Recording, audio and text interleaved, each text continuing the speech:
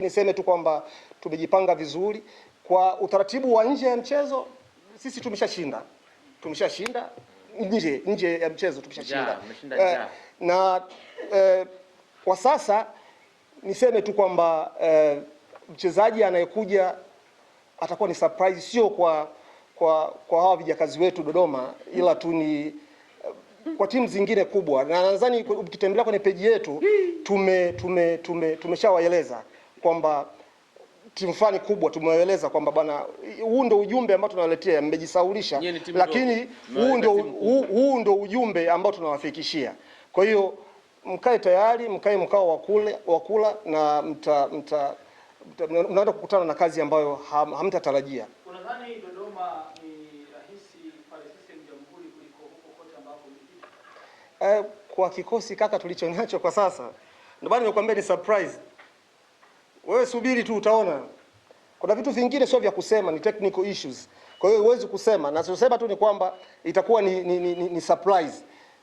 Ndugu yangu kaja kavaa miwani hapa kwa sababu anajua hawezi kuvua hiyo miwani. Kwa sababu anajua, kwa sababu eyes contact ina means a lot kwa watu. Anajua anachokizungumza ni tofauti na moyo wake unavyozungumza. Kwa hiyo hakuna cha blind. Hakuna cha blind.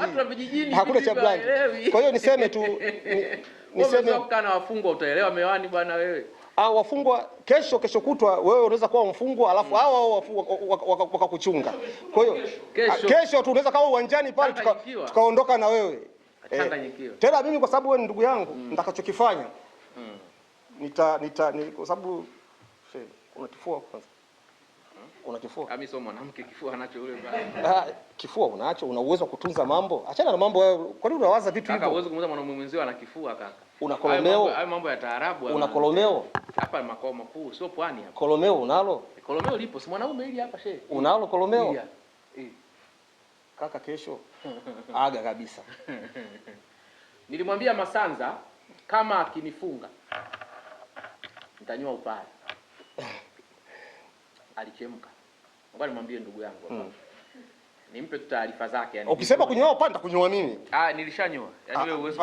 Okay, hapo sawa. Nilishaamua kwenda kunyoa mwenyewe kwa staili yangu, sio upara tena. Nikwambie tu kitu kizuri.